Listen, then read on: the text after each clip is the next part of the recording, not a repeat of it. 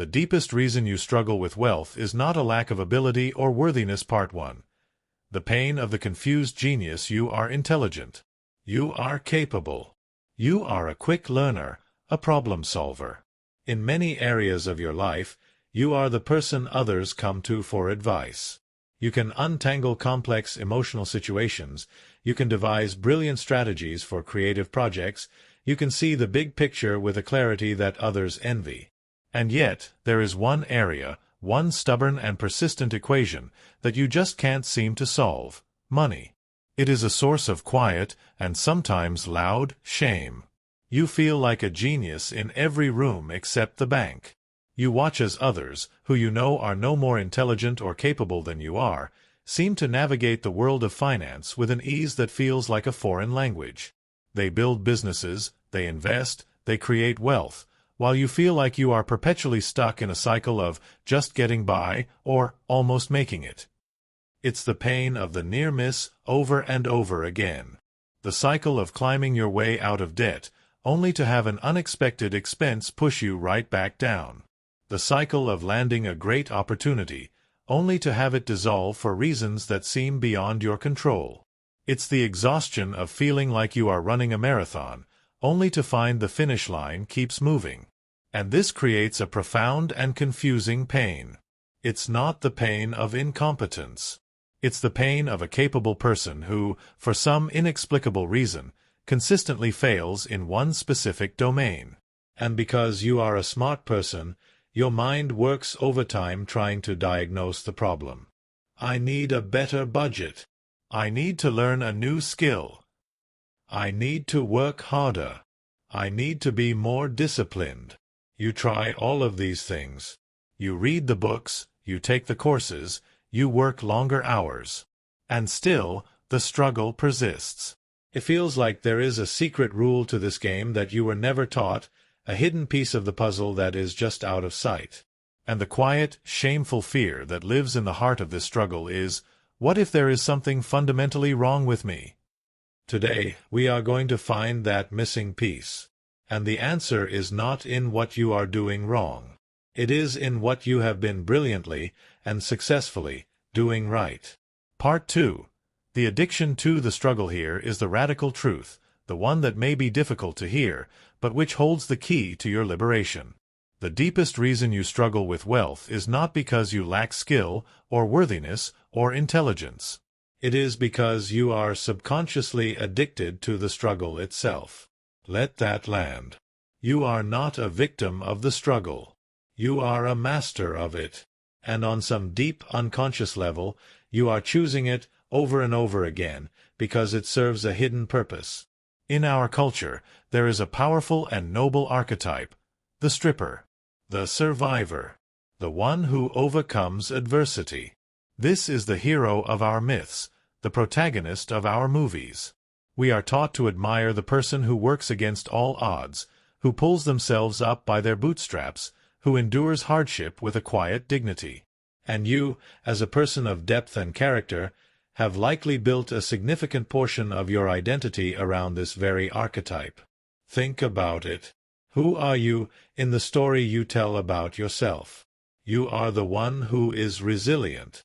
You are the one who can handle anything life throws at you. You are the one who survives. Your struggle gives you a purpose. It makes you a hero in your own story. It gives you a clear dragon to fight every single day. And there is a deep, profound, and intoxicating sense of meaning in that. Now, imagine what would happen if the struggle ended. Imagine a reality where all your bills are paid, you have more than enough money in the bank, and there are no financial dragons on the horizon. In that reality of peace and ease, the stripper has no function. The survivor has nothing to survive. The hero has no dragon to fight. And the terrifying question that arises from that peace is, if I am not the one who struggles, who am I? The arrival of true, sustainable wealth would not just change your bank account. It would demand the death of an identity you have spent a lifetime cultivating. And the ego, the part of you that is this identity, perceives that death as a threat more terrifying than any financial problem. And so, It brilliantly and unconsciously creates the conditions to keep the struggle alive. It self-sabotages the opportunity that would bring too much ease. It attracts the unexpected expense that brings you back to the familiar, noble fight. It rejects the simple solution in favor of the complex, dramatic battle. You are not failing to achieve wealth. You have been succeeding magnificently at preserving your identity as a noble striver. And the struggle is not happening to you. It is being broadcast from you to keep you safe in the familiar pain of the life you know. Part 3. The somatics of war versus peace. This addiction to the struggle is not a conscious choice. It is a deep, biological, and energetic habit. Your body has become more accustomed to the chemistry of crisis than to the chemistry of peace. Let's feel the truth of this now. I invite you to become a scientist of your own inner state. Take a breath and let's first tune into the frequency of the struggle. Bring to mind the feeling of facing a financial challenge. The feeling of, I have to make this work. Feel the energy of it. Notice the subtle surge of adrenaline. The sharp, laser-like focus that comes from having a problem to solve. The tension in your shoulders, the readiness in your gut. It is uncomfortable, yes. But feel also how it makes you feel alive, purposeful, important. This is the familiar, high-stakes energy of the battlefield. It is the drug of the noble fighter. Now, with a conscious exhale, let that feeling dissolve. And I want you to try and tune into a different frequency. The frequency of total financial ease. Imagine for a moment that all the battles are won. There are no more dragons. There is no debt. There is more than enough money for anything you could ever want or need. There are no problems to solve. Try to really feel that state in your body. Feel the peace. Feel the relaxation. Feel the quiet. But also, be honest. Does it feel a little boring? Does the quiet feel a little empty? Is there a subtle discomfort in the absence of a problem? A feeling of now what? A sense of being aimless, purposeless, without a clear fight to win? For many of us, the body is so conditioned to the state of war that the state of peace feels foreign, uncomfortable, and even unsafe. The absence of the familiar cortisol and adrenaline of the struggle can feel like a kind of death. Your nervous system has a comfort zone. And if your entire life has been a series of struggles, then your nervous system's comfort zone is struggle. When a period of ease or abundance comes, it can feel so unfamiliar that the system will subconsciously create a new problem, a new drama, a new struggle, just to get back to the state it knows how to be in. This is the core of the addiction. You are not addicted to the pain of the struggle. You are addicted to the aliveness you feel in the struggle. You are addicted to the identity of the one who overcomes. And until you can find a new identity, a new way to feel alive in the peace, you will subconsciously keep the dragons alive, so that you can continue to be the valiant knight. Part 4. The shadow of the striver. This attachment to our own struggle, even as we consciously complain about it, is one of the deepest and most subtle patterns of the human psyche. The great Swiss psychiatrist Carl Jung, the master cartographer of the soul, understood this profoundly. He taught us about the shadow, the parts of ourselves that we repress and deny, the parts that we are not conscious of. And one of the most powerful shadow beliefs we can have is the attachment to our own suffering as a source of our identity. We cling to our wounds because they have defined us. They have made us who we are. To let go of the wound would be to let go of our story. Jung famously said, "I would rather be whole than good." We can adapt this for our journey. The ego would rather be a familiar striver than a newly peaceful millionaire. It would rather be whole in its old painful identity than to be good at this new, unfamiliar game of abundance, because that new game would require it to surrender its entire sense of self. Your identity as the one who struggles has served you. It has made you strong. It has made you resilient. It has made you compassionate. It has been a worthy and noble identity. And this is why it is so hard to let go of. You are not just letting go of debt and financial worry. You are letting go of a heroic version of yourself. This is the shadow of the striver. The hidden payoff. The struggle gives you a clear identity. You know who you are. The struggle keeps you safe in the familiar. Abundance is a vast, unknown territory, and it is more frightening to the ego than the familiar prison of lack. The struggle keeps you connected. If your family, your friends, your entire culture operates on a belief in struggle, your abundance can feel like an act of betrayal, an exile from the tribe. And, as we have seen, the struggle gives you a chemical rush. Your body can become literally addicted to the cycle of stress and relief, of crisis and survival. To heal this, you must bring this shadow into the light. You must have the courage to admit to yourself, there is a part of me that is getting something out of this struggle. There is a part of me that is more comfortable in the fight than it is in the peace. This is not a confession of failure. It is a declaration of profound self-awareness. It is the moment you stop being an unconscious victim of the pattern and become a conscious observer of it. And it is only from this place of conscious, compassionate observation that you can begin to make a new choice, to write a new story, and to gently, lovingly, invite the noble warrior within you to finally lay down his sword. Part 5. The Parable of the Knight and the Retired Dragon. To truly understand this subconscious attachment to the struggle, let us tell the story of a knight. This knight is the hero of the kingdom. His entire life, his entire identity, has been built around one single defining purpose: to slay the great dragon that lives on the mountain, a beast that periodically descends to terrorize the villages. He trains relentlessly. He polishes his armor until it shines. He sharpens his sword. He studies the ancient maps of the mountain. The dragon is his focus, his obsession, his reason for being. The villagers look up to him. They praise his courage. They depend on him. He is the dragon slayer. It is a heavy burden, but it is a magnificent identity. Finally, after years of preparation, the day of the great battle arrives. The knight ascends the mountain, and a fearsome, epic battle ensues. And against all odds, the knight is victorious. He slays the dragon. He returns to the kingdom, expecting a lifetime of celebration. And for a week there is. The villagers cheer, they hold a great feast, they sing songs of his bravery. He is the hero. But then, Monday comes. The villagers, now safe, go back to their lives. They go back to farming their fields, baking their bread, raising their children. The world moves on. And the knight is left standing in the center of the peaceful village.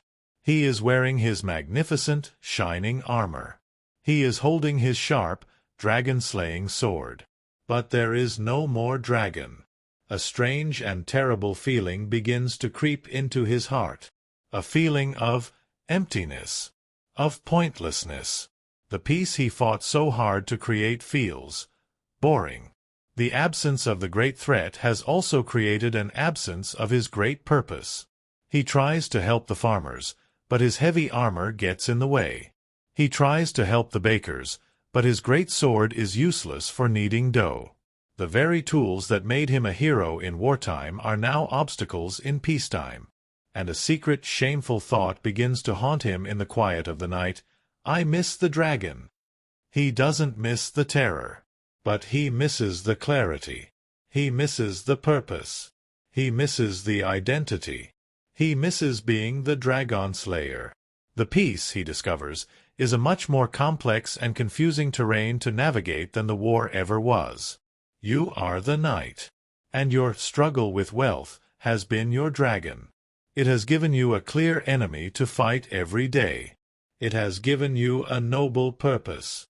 It has allowed you to build the shining armor of your resilience and the sharp sword of your intelligence.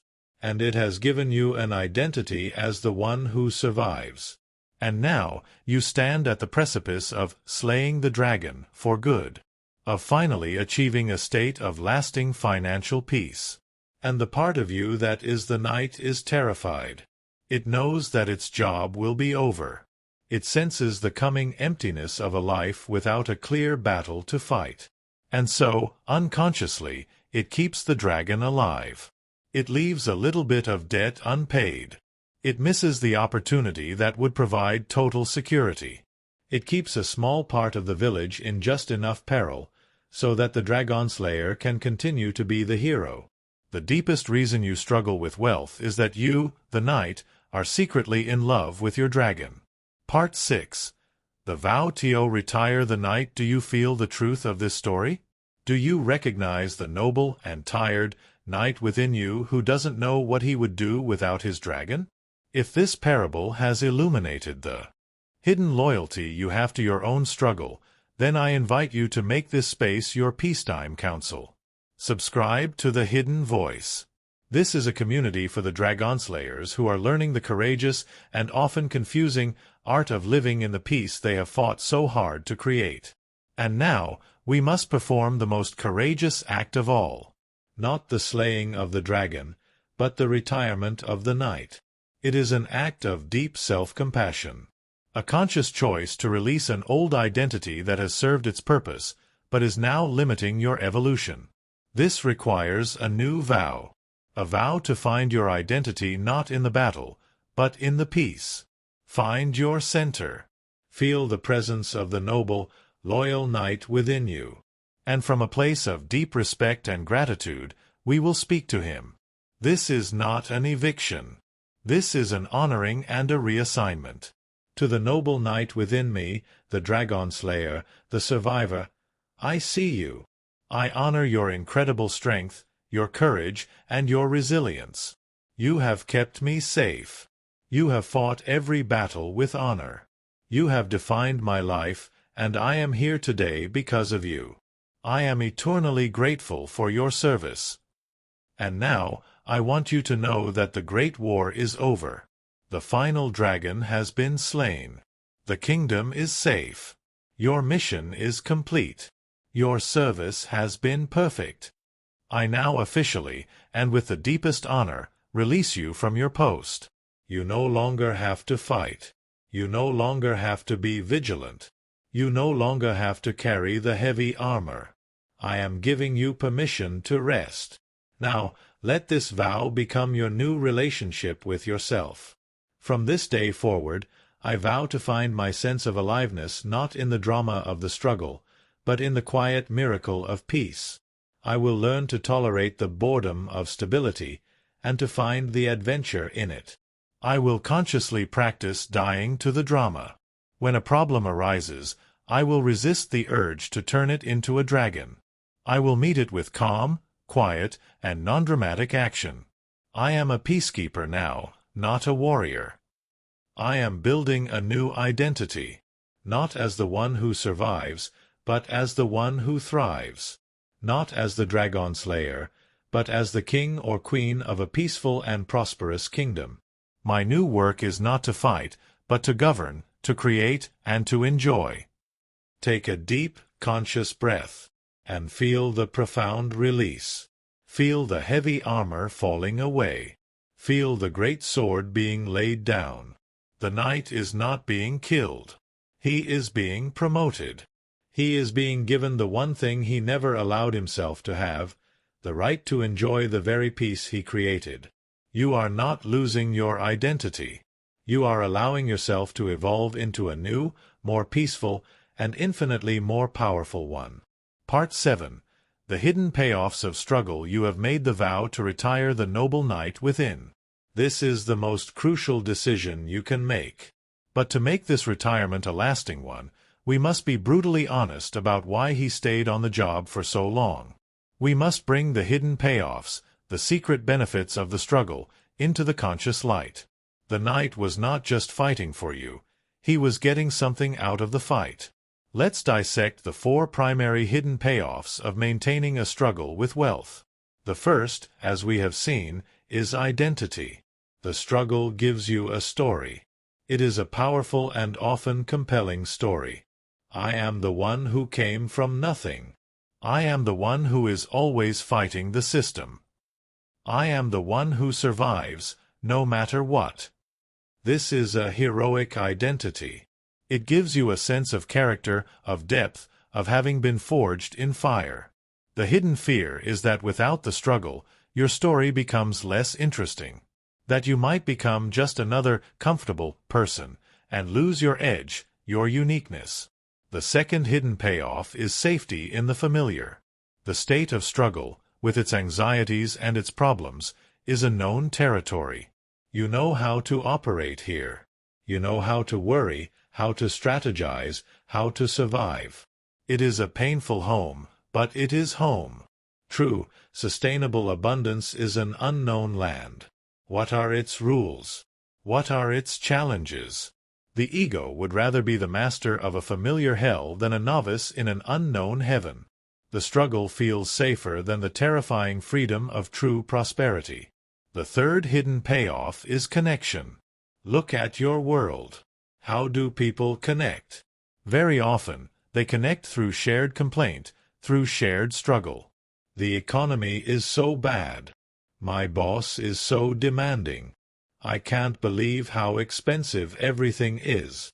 The struggle is a form of social currency. The hidden fear is that if you were to transcend the struggle, you would no longer be able to relate to your friends, your family, your tribe. Your success would isolate you.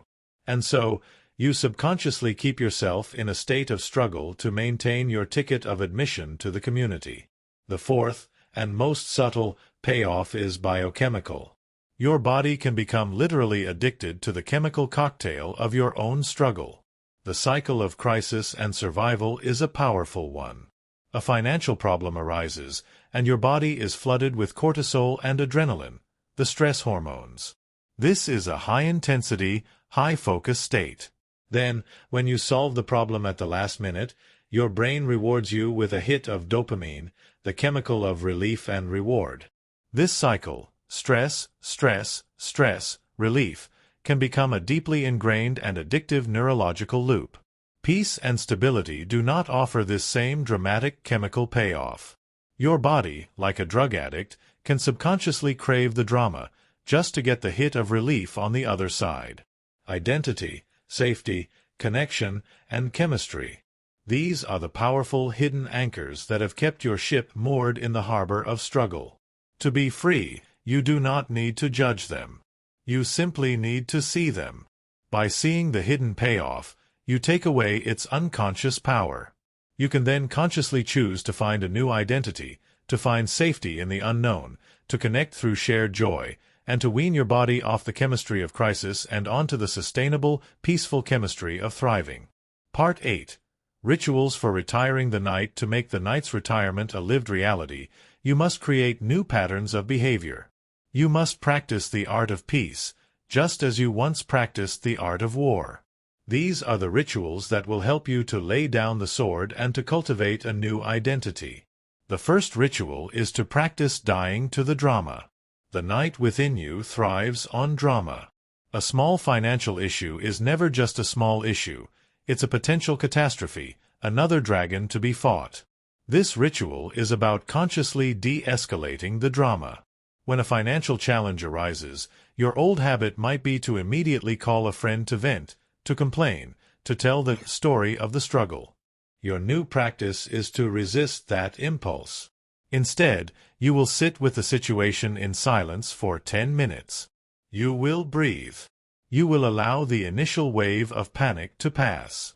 And you will ask your quiet inner wisdom, what is the simplest, most direct, and least dramatic action I can take to resolve this? You are training yourself to be a problem solver, not a drama creator. You are starving the knight of his favorite food, the story of the great battle.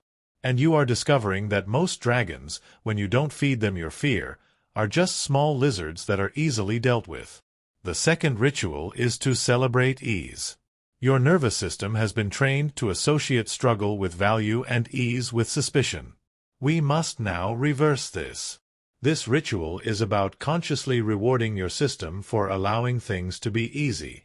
When something good happens in your financial life, especially if it comes with a sense of surprising ease, a client pays on time, you get an unexpected discount, An opportunity flows to you without a fight. Your old habit might be to dismiss it or to wait for the other shoe to drop. Your new practice is to pause and to celebrate it. You must stop what you are doing. Put a hand on your heart and say, either silently or aloud, "This came to me with ease. It is safe for things to be easy. I welcome this. I am grateful for this ease." Then, allow yourself to truly feel the pleasure, the relief, the joy of that moment. You are creating new neural pathways. You are linking the feeling of ease with the reward of pleasure and safety.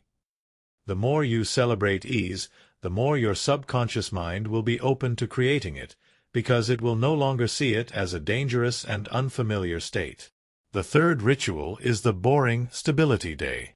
The knight is addicted to the highs and lows of the battle. He is uncomfortable in the long, quiet stretches of peacetime. This ritual is designed to increase your nervous system's tolerance for peace. You will schedule one day a month, or even just one afternoon a week, as your boring stability day. On this day, your only goal is to have no financial drama. You do not check your stock portfolio. You do not brainstorm a new, risky business venture. You do not worry about future bills. Your only work is to exist in a state of financial neutrality. You pay for your coffee, you buy your groceries, and you simply notice the profound and boring miracle of stability. You allow yourself to feel the deep, quiet peace of a kingdom that is not at war. The purpose of this practice is to make peace your new comfort zone. You are expanding your capacity to hold the energy of enough, to be present with the reality of no problems to solve. You are teaching the old knight that the greatest adventure of all is not found in slaying the dragon, but in learning to finally, truly, and peacefully enjoy the kingdom. Part 9. The energy of creation. As you practice retiring the knight, as you learn to tolerate and even celebrate peace, you will begin to notice something miraculous. You will notice a vast reservoir of energy that you never knew you had. The act of struggling, of being the dragon slayer, is incredibly energy-intensive. It consumes a tremendous amount of your life force. The constant vigilance, the background anxiety, the mental energy spent on strategizing and worrying, all of this is a massive drain on your system. You have been living your life with your energetic emergency brake permanently engaged. When you consciously choose to let go of the struggle, when you stop feeding the dragon of your own financial drama, you are, in effect, releasing that brake. And all of that energy, which was once tied up in the fight for survival, is now liberated. And this liberated energy is the raw material of creation. This is the energy your soul has been waiting for. It is the energy you need to write the book, to start the conscious business, to create the art, to be a truly present parent or partner. Your struggle was not just preventing you from having wealth. It was actively stealing the very energy you needed to create the value that leads to wealth. The universe does not need you to be a noble warrior against poverty. It needs you to be a joyful and well-resourced creator. The fight you thought was so important was, in fact, a grand and tragic detour from your true calling. Your real work was never to fight the dragon. Your real work was to build the beautiful kingdom that can only be built once the dragon is gone. This is why the peace feels so boring or empty at first. It is the feeling of the great engine of war shutting down. And for a moment, the silence is deafening. But in that silence, you will begin to hear a new sound. The quiet, joyful whisper of your own creative impulse. The call of your soul, which has been waiting patiently for you to stop fighting, so you could finally begin to build. Your greatest work is not behind you in the battle. It is in front of you, in the peace. Part 10. The final responsibility. And so we come to the final, humbling, and most powerful realization of this entire journey. For so long, you have been living the story that the struggle is happening to me. You have felt like a victim of your circumstances, a noble hero fighting against a cruel and unjust world. The ultimate act of power, the final epiphany that sets you completely free, is the willingness to see the truth. I have not been failing to achieve wealth.